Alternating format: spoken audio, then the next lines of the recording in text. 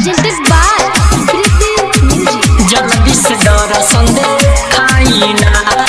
Music by DJ Umesh. छपारा के घाट पर आई ना। 3 दिन से भूखल बाड़ी तिवैया जो त बाड़ी बाबा रउए नु रहिया। 3 दिन से भूखल बाड़ी तिवैया जो त बाड़ी बाबा रउए नु रहिया। जल्दी से दर्शन दे खाई ना। पटन के घाट पर आई ना। जल्दी से दर्शन दे खाई ना। छपारा के घाट पर आई ना। रिकॉर्डिंग स्टूडियो सिमरैया चौक। जल्दी से दर्शन दे खाई ना। DJ Umesh.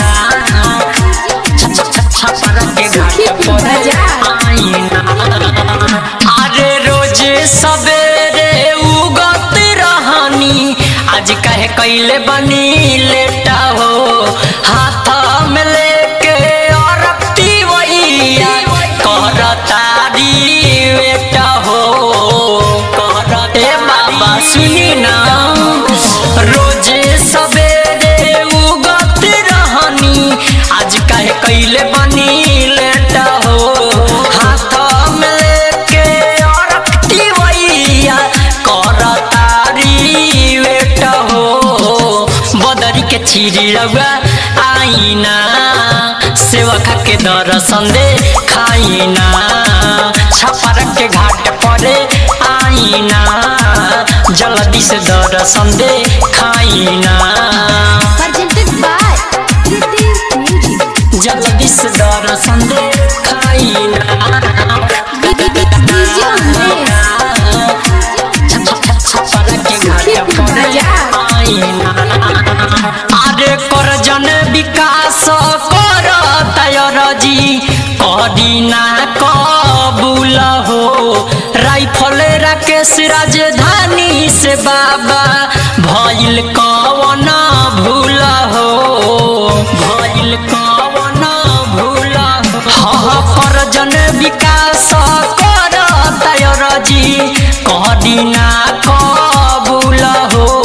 नीतीश विकास गोलू से बाबा भइल कवन भूल हो। लालन के बात ठुकराई ना। बेतिया के घाट पर आई ना।